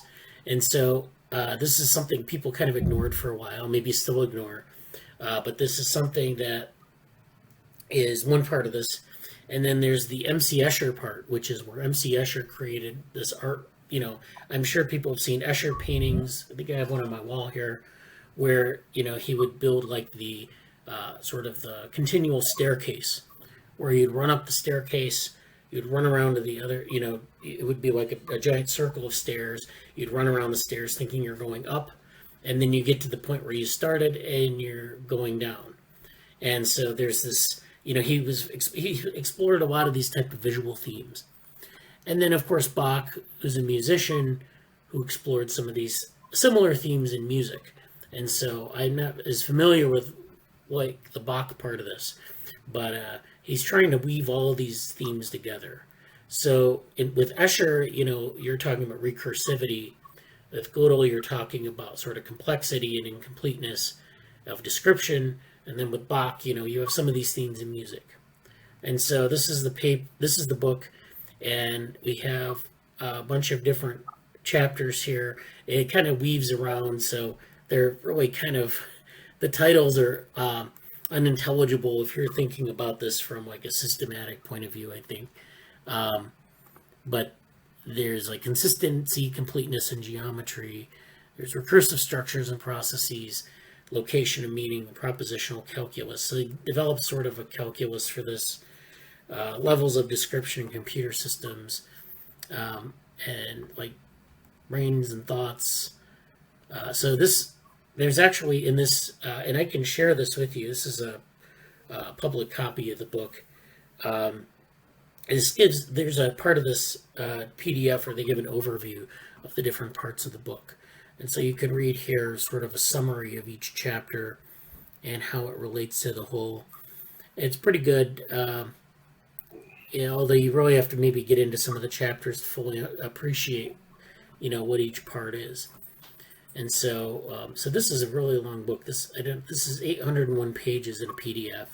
So this is really something. I have two other things I want. These are book reviews of the book. So this kind of breaks it down a little bit better than just kind of going through the book and looking at the names of the chapters. This is, so per its title, Godel, Escher, Bach, or GEB, explores the interrelated ideas of Kurt Godel, mathematician, M.C. Escher, artist, and Sebastian Bach, classical composer. The concept that ties these three together, the eternal golden braid, is the notion of strange loops. Self-references are paradoxes that occur in hierarchical systems. Hofstadter begins with a tour of intuitive examples of this concept: Bach's canons, M.C. Escher's staircases, and the classic paradox, I am lying. So this is an example of an Escher staircase up here where you're running around in the circle of stairs. You're going up, you think you're going up, and then it turns out that you're actually going down at some point. And it's hard to distinguish visually where that transition occurs. And it shouldn't happen because we think of height as being this thing that goes continuously up. And, if you're going increasing, and continuously down if you're decreasing. So, from a sort of a, I gave a talk on intransitivity several months ago in this group. And this is a good example of intransitivity. So this is where you have this transitive property, A is bigger than B, and B is bigger than C, therefore A is bigger than C. And you have this nice nest that's set. In this case, that's not true. A is bigger than B, B is maybe bigger than C, C is bigger than A, or some combination of that, where it's inconsistent. And so this is the idea here of this strange loop, where you have this, thing that's sort of paradoxical, and some systems. And if we go back and revisit those slides, I think I mentioned some of the reasons maybe for that. Although I think that's an area that maybe we could talk a little bit more about, because it's not clear to me like how to map this to the real world and what the mathematical mechanisms are there. I don't think anyone really knows, but it's something that it has to deal with self-reference. So we talk about feedback in cybernetics, and that feedback sometimes can be a strange loop, right? We have linear feedback, of course, which is if I have something in, let me do this on my board here. I wanted to kind of draw this out because this is kind of hard to describe just by saying words.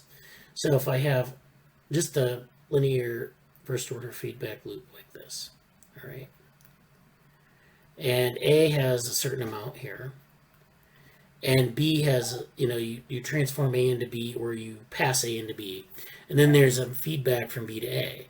So this feedback can be positive or negative, right?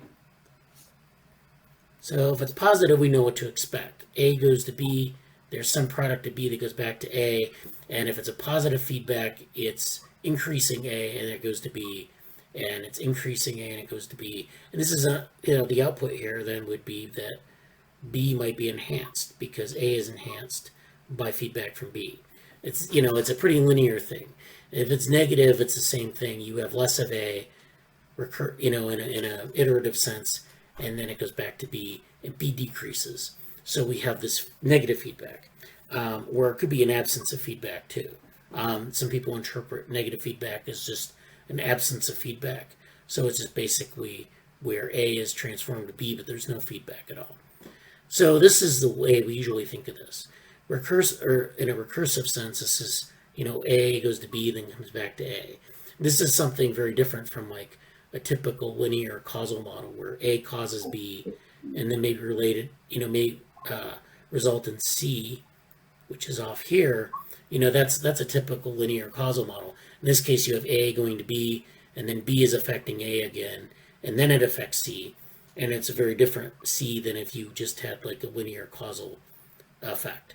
And so, but then this is interesting because this can get like a little hairy here, because A can affect B, and it can go back to A, and it can affect B and then to C, and you can have different effects here. This is where you get this effect of like this strange loop, because this is linear maybe at like 1 or 2 time steps. But if you think about this over a number of time steps, like 100 or 1,000 or 1,000,000 iterations, then these properties change. There's a long-term effect of this feedback on A, and then there's a long-term, or the effect is passed on to B and then eventually to C. So this is kind of, we think about this in terms of cybernetics. This strange loop can occur in the operation of this, even a very simple feedback loop like this. So that's one way of thinking about it, and I'd like to explore that maybe in the future. I don't know if people have ideas. If you have ideas about it, let me know. But they go on more about this book, and it's it's actually quite a thick work, so there's a lot to take away from it. This person had some opinions about it. Similarly, the sections of the book about AI are interesting, but they feel dated to a reader in 2021. The book understandably explores symbolic AI approaches, since they map rather cleanly onto the discussion of formal systems. Since publication, non-symbolic AI has gained in popularity, and to my untrained eye, it's these non-symbolic approaches that seem to be the path that most of the AI field is pursuing. Well, we know that because we've been involved in these AI debates, and we know that that's true, but there's also this it's almost like a lot of the symbolic approaches have been subsumed, but that doesn't mean that that's necessarily the way forward. That means that we're focusing on one version of it now, and we'll see what the future brings. As such, many of these predictions about AI the author makes falls flat. Well, a lot of predictions about AI have fallen flat, so so you can just read through the book. I think the first half is self-contained enough. If you don't want to do the latter half, you don't have to, but this is an exciting buildup of a proof of Godel's incompleteness theorem, starting with an introduction of formal systems, transitioning to number theory and propositional logic, and ending with an intuitive proof of the incompleteness theorem. So this is more Escher, where he's got these swans that transition from white to black, and this is fittingly on a Mobius strip where there's a continual flow of swans, and one side is black, the other side is white, and there you see that transition, but it's a continual sort of loop here. So they also talk about some interesting concepts. So isomorphism, which is where two complex structures can be mapped onto each other. So in a way that each part of one structure, there's a corresponding part of the other structure, where corresponding means that the two parts play a similar role in their respective structures. So this swan, you have a black side and a white side to the swans, and you can only see that if you go through different parts of this Mobius strip. So those two things, you can map the white side on one side to the black color on the other side, and you can put the object together, but you have a map of each side of the swan. That's a simple example of this isomorphic mapping, but there's holism versus reductionism. So this is where holism, where systems should be viewed as wholes, not a collection of parts. Procedural versus declarative knowledge. Declarative knowledge is stored explicitly like an encyclopedia, whereas procedural knowledge is encoded as a program. There's something called a malaphor, which is a misuse of an idiom or figure of speech, which results from mixing metaphors. Literary quines is a sentence fragment, Yields falsehoods when preceded by its quotation, yields falsehoods when preceded by its quotation. This is just some things that they point out in the book. And then Relling's paradox, a word that it's self-describing if and only if it's not self-describing. So there are a lot of paradoxes in the book and different things about loops of causal loops and things like that. So it's a really thick book, and I would maybe recommend for the beginner to read some of these book reviews where people kind of break it down for you. Here's another review on the Medium, which is the Godel-Escher box series, an overview of Godel's incompleteness theorems, where they kind of map this to incompleteness and some of these strange loops. So here's another example of drawing hands. So two hands are drawing each other, and we don't know, we can't say which hand started drawing the other hand first, because they're both kind of doing the same thing simultaneously. So this is kind of, one of the themes in this book that they try to answer is how animate beings can come out of inanimate matter. And this is a problem in biology, where we think about the origins of life, or the origins of the brain, where you have this embryo that starts to get, you start to get neural cells that differentiate and then start to wire together. And then where do you start to get like a neural circuit or a mind? Where does that come from? It has to emerge, but we don't really know the conditions under which it emerges. The same thing happens with the origin of life. And so, you have these questions that are sort of like the hands drawing hands, which came first, and then, if it came first, then what is required, for it?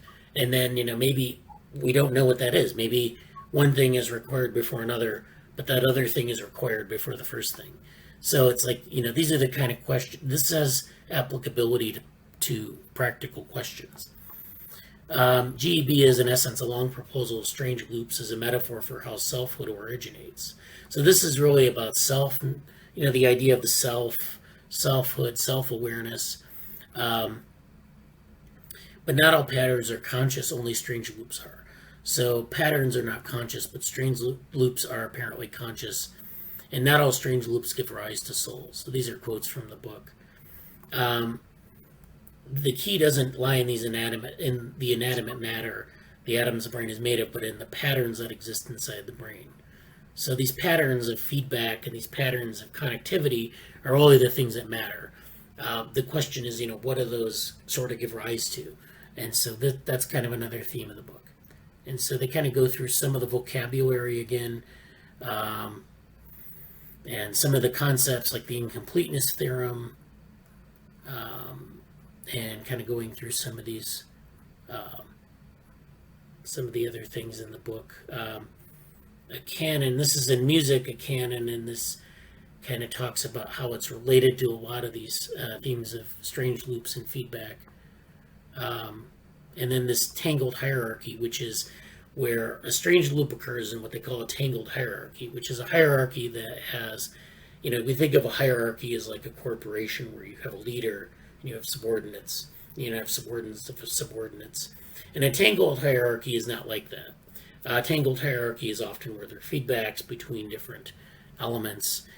Some people use the word heterarchy, which is something that is where you have a bunch of things in a network or in a maybe what might be a hierarchy at first, but the nodes in the hierarchy often share roles. So sometimes, different nodes can be the leader on some things. It's kind of like what we have in this lab, where it's a heterarchy, where you have some people are taking the lead on certain initiatives, and that changes depending on the initiative or over time. But there's a general connection between people, set of connections between individuals or nodes that are somewhat hierarchical. But anyways, this idea is something is a departure from the sort of hierarchical thinking that we're used to. So I think that's enough for now. I didn't want to spend all day on this. I think if I'll make this a folder available to you. Yeah, should be open. Please do. I may briefly follow up on that, if you don't mind. Okay. Hello? Yeah. Sorry Thanks about for the that. thumbs up. Oh, that's fine. Yeah. Okay, what are you saying, Jesse? I may briefly follow up on that. Yeah. Yeah. Yeah. Yeah, it's fine. I wanted to say thanks for those who weren't really aware. This kind of came up last week. I thought I had I'm able to find a specific screenshot for it. Where did it go? There's a very cool. Yeah, here it is. Because I stumbled across this last week in looking at a bunch of other things, and This is sort of a really interesting visual part about like breaking down the atoms and what are these things and mathematical concepts that they're very simple structures come and develop into selfhood, like Bradley explained. There's an MIT not really an MIT senior was going through a course on this book and kind of related to what we're talking about here. Well, it's directly related to what we're talking about here, but like I just want to say thank you for following up on that from last week. That was pretty cool. A lot of concepts to deal with, but it reminded me of can I get back to my thing here? It reminded me of I can't get back to my hold on. It reminded me of the AI debates. I wanted to plug the AI debate. It's happening later this year. I've been to the last two. This is the third one. The first one was, I think, Bengio versus Marcus, which is kind of funny, actually. I think the real AI debate would mostly be between like Marcus and like Jan LeCun, who's like, no, we don't need any conceptual representation or whatever. Whereas Bengio is sort of like, yeah, like he's kind of with it. So it wasn't even so much of a debate as just representing two different views on where AI is going and how to make it more generalizable. And the real debate in AI that kind of has been alluded to when Bradley was talking about you know, the book review is basically saying, oh, like the you know, the premise that symbolic AI is, you know, failed, didn't pan out. It's sort of like, you know, there's AI winters and summers and all this stuff. It's almost like within AI, there's a tremendous winter, or has been. Like when deep learning became popular, symbolic reasoning was like, hey, we can't do that. And maybe linguistics and symbolic reasoning for linguistics kind of failed because now we can just, you know, GTP3 is our savior for linguistics. We don't need symbolic language and linguistics and stuff like that. But you know, there's sort of the last two AI debates, at least as far as these things that they're held by, you know, Montreal AI have been doing. You can see kind of some past stuff here. It looks like, you know, they've been about that. The panel last year was really good. There's a bunch of interesting people here. I think that's Ryan Collar, who's like a law person. I'm really interested in Gary Marcus. It's kind of the main, you know, person. Judea Pearl, and I think maybe Daniel Kahneman was there at some point. And then just all these people looking at different ways to go about stuff, which is cool. But just a plug for that event. And also, I remembered, speaking about plugs for events, well, just a plug for that event and just a lot of interesting stuff in AI. And like I'm kind of on the side of like Gary Marcus and others trying to push back towards let's see how we can combine. The big question is, can we combine machine learning, deep learning with more symbolic structures? And like Jeff Hinton recently released a paper kind of after around the last time the AI debates came out and like NeuroIPS last year, whatever, was like, how can we get some different kind of architectures and what's next? What can deep learning do? Is deep learning kind of coming up against some, you know, the limitations of it? It's afforded a lot of things, which are great, but like what's actually next? How can we get towards more robust, in the Gary Marcus air quotes terms, AI? So that's cool stuff, and just a shout out to that because that's a really cool thing I'm interested in, and so on and so forth. And I did want to mention really quickly, speaking about upcoming events, New York Celebration of Women Computing is happening again. I've been there for several years in a row now, and the lab's been there for a while.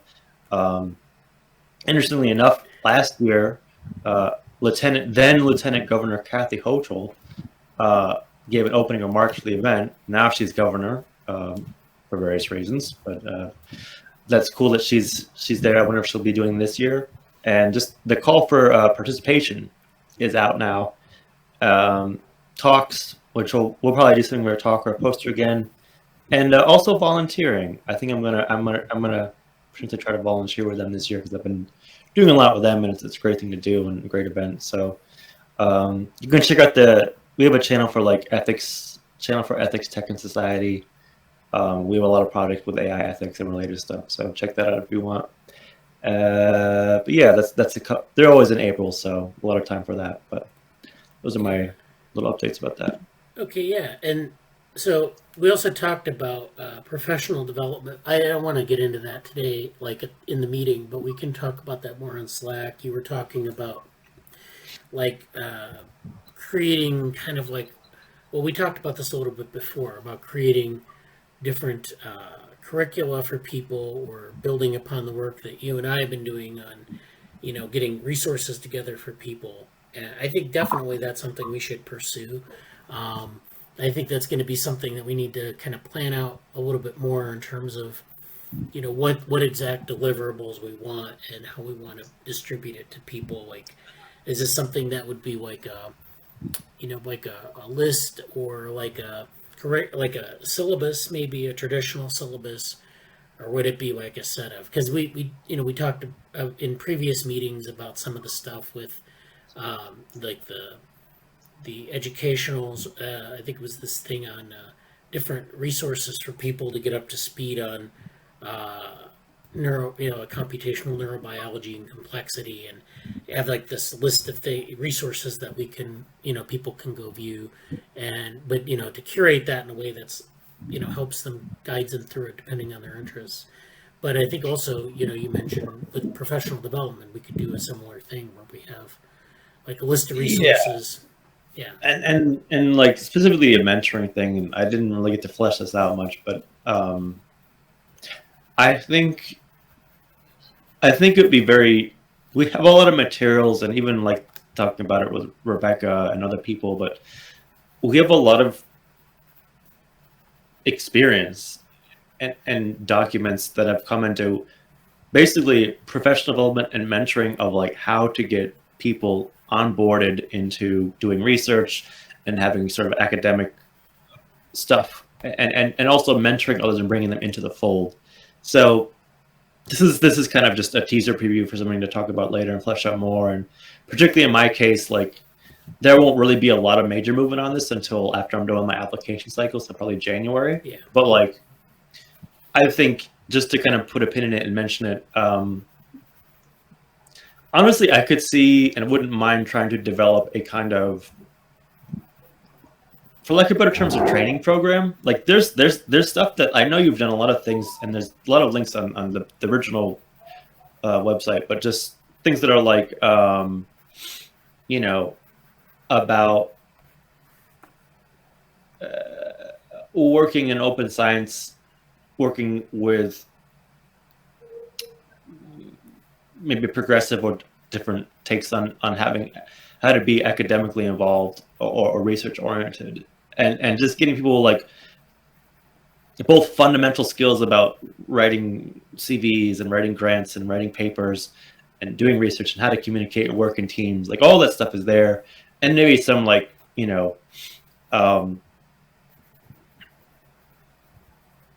potentially advanced stuff for like when you're working as a mentor, when you're working on a project or a project lead or a PI or whatever. How do you intentionally facilitate these things? How do you make spaces and all this other stuff? Because I think that's something that we've been doing for a long time, and I'm very happy to be a part of someone who's benefited from that. So finding a way to kind of put that into maybe some curriculum, maybe like, I don't want to say coursework, but like some materials about it. I just feel like there's a lot of stuff there. And I think having a specific formalization of that program as someone writing it or putting it out there, and people can sort of go through it and acclimate themselves and do it. Also, I even have a friend who, well, I'll talk about that later, but that's just what came up. And I feel like there's a lot of stuff that we've been doing that could be put into that format and formalized in a way, and yeah, I'll with that. Yeah, that's good. Divyesh posted on the Neurotech Exos and BCI, so that's a good resource for BCI centered things. So yeah, I might add that to our list of things that we have. Morgan has got his camera on, so you wanted to say something, or? Well, just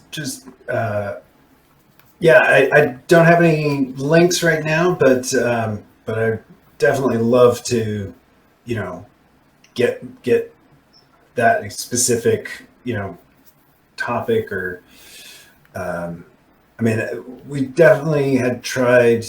We talked about trying to do that as part of NeuroTechX, in the sense of well, a lot of that same stuff, like how to get people onboarded to be contributing to research.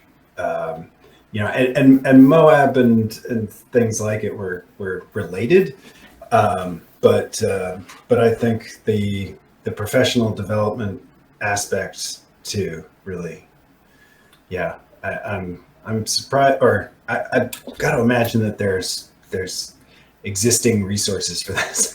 Yeah. Like but I'm not sure that, like, I can't think of any off the top of my head, you know.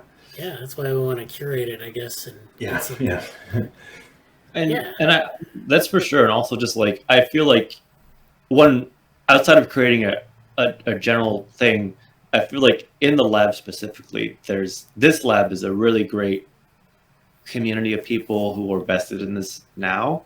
And so having a way, like, I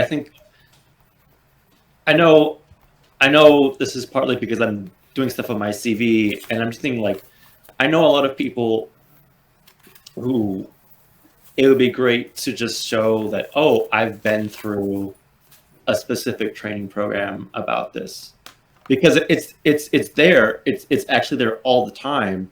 But having some formalization saying, oh, I did this, and then you can talk about it rather than just like a bunch of anecdotes that kind of imply it.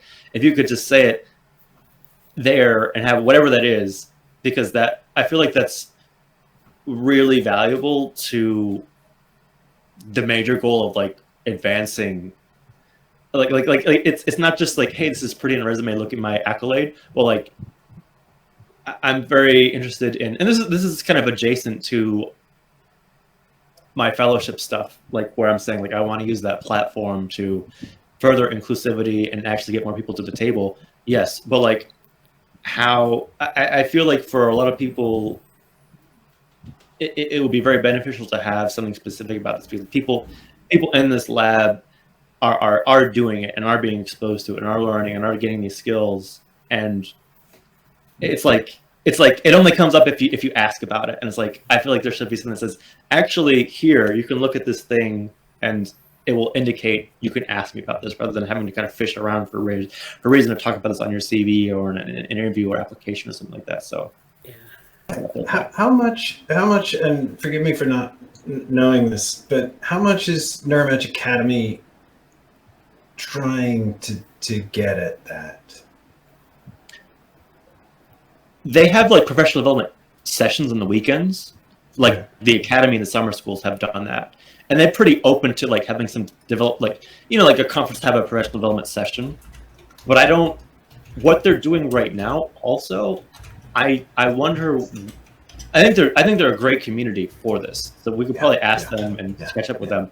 But I don't know if they're trying to formalize that specific aspect of things. But I would be interested in checking out. Yeah, I participated in the deep learning course of theirs this August, and like, it was great. In those 3 weeks, the involvement was very great. But after that, like, as a community, the Neuromatch, like, the involvement sort of dropped, I guess. Yeah, and that's how it's been from the start. Like, like the conferences sprung up, and then the academies and stuff like that. And there isn't really, like, there's some Slacks and some like volunteer Slacks and hubs and Organoids stuff, but there's not a big infrastructure for it. I mean, NeuroStars is some of that, or I mean, NeuroStars, I know, is intended to be a discussion platform that doesn't go away, and you know, certainly maybe like, yeah, it'd be a great post there as well in terms of what are professional development resources that you make available to your lab, or you know, for a while, Neurostars definitely had like a neuroimaging focus, but I know that you know, they'd love to see that be a generic platform. Yeah, great topic. Great topic. I think like there's probably a whole bunch of stuff in the INCF because I forgot that they did that. That was like the original, like my Google code introduction to this whole lab was for the INCF and that stuff. So there's a little stuff to follow up on there, and I think this is a great. I hope to continue this discussion. We can do it in like the professional development channel if you want, but like I think I'm going to be focusing on that a lot. I might have a little bit more like fleshing it out in the next month, but like especially in January and then beyond, that could be. I think that could be something I really work on, like as contributing to this lab and the broader community like that in general. So. If I can just add one thing, since we're discussing Neuromatch, I think one of the main things that came out of it is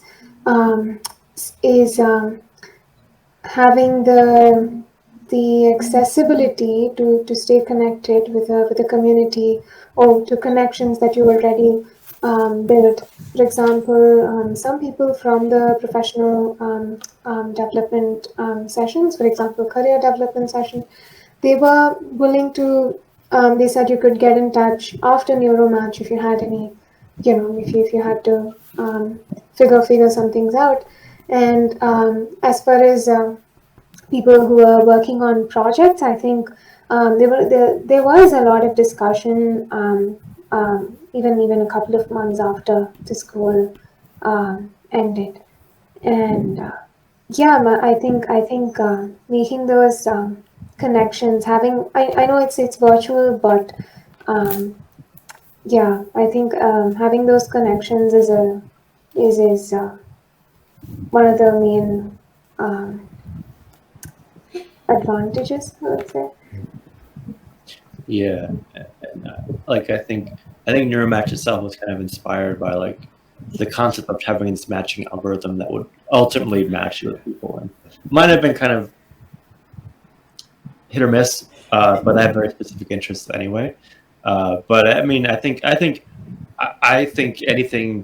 anytime I can mention Neuromatch or the community around it, I do, because like what they're doing and the heart and what, like seeing what they've gone through to make it as accessible as it can be. Like I really hope that the model is adopted and the effort is adopted by more people, because like, you know, what they're doing is a great thing in terms of just like being a place you can go and present your talks. Like we're going to try to present a lot of talks that are sort of on maybe not mainstream or like conceptual, having a great community, having people want to do stuff. Like there's a tremendous amount of spin-offs too, no less having connections and people who were like, yeah, I want to help out and be a part of this work. Let's work on this project and let's stay in touch. So it's a great thing. So that's why I'm like, anybody, I'm trying to, as every year, whenever it comes, I try to pull as many people in the can, just like, yeah, you should just apply to Neuromatch, go to do this thing in Neuromatch. Like, well, come on, do this project in Neuromatch. It's like, it's one of the best. It was such a joy of like pandemic life, and then but there's Neuromatch, and that was like a savior last year and into this year. I think I contacted Jesse during Neuromatch, so. Oh yeah, that's right. That's sort of how this started, isn't it? Yeah. I was going to say one thing, you know, that because I read Bradley's position paper, or I don't know how you describe it, but you're kind of like what orthogonal research education lab is about. Yeah. And, you know, something that comes up, and it must come up for new people, or, you know, as someone who joins a lot of conferences that are outside of my area. And, you know, I think one of the biggest things, or one of the biggest barriers that I have, is when people ask not for my email address, but for my professional email address. Right? Yeah. And you know, and of course, all this is doing is just saying like, we don't allow Google or, you know, Yahoo or like like it's just it's a what would you call it, like a, you know, it's a blacklist Right. Barrier. match, you know, like barrier, nothing real about it. Now you mentioned the Ronin Institute, and that's more kind of for researchers who are looking for an institution. Right. And I was kind of wondering, you know, or certainly like the first onboarding thing that we have for a kind of a coding onboarding thing is like, hey, do you have a Gmail account, right? Like, I mean, it kind of almost need to start with, you know, what's the equivalent of you know, an academic, I don't want to call it an academic address, but an address that will get you past that particular stage. Right. But we'll also get people thinking about how, yeah, like that particular barrier for people, because a lot of these, they're still free conferences, you know, there's no money involved. But you might not get, and this actually applies to even accessing, I mean, this has come up with people at NerdTechX, where you've tried to access the data set from UPenn, the RAM data set, the active memory data set. You apply for it by putting in your email address, but it's got to be a professional email address. Oh. But it's an open data set. Oh yeah, well that's anyway, I just wanted to mention that because yeah, that would be another great place to start.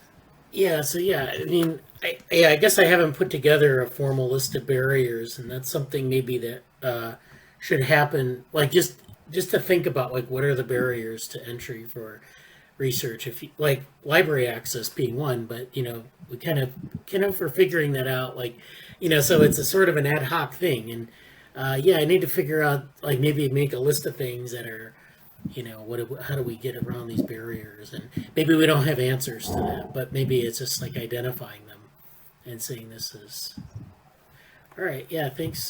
Who's this? This is Divyesh. Good night, Divyesh. Good night. Yep. Thanks for attending. Yeah, glad you could make it. Thanks for coming by today. Yeah. Yeah, great meeting you guys. Yeah. Okay, so I think that's it for today. We had a great conversation. So join us next week. We'll talk about more issues. If people have things they want to bring up next week, please bring them to the meeting. And yeah, so let's keep up the momentum on this, and join our Slack or any Slack channel you want if you want to get in on some of these conversations. And talk to everyone later. Have a good week. All right, take care, everybody. Take care. Bye. Thank you. Bye. Thank you.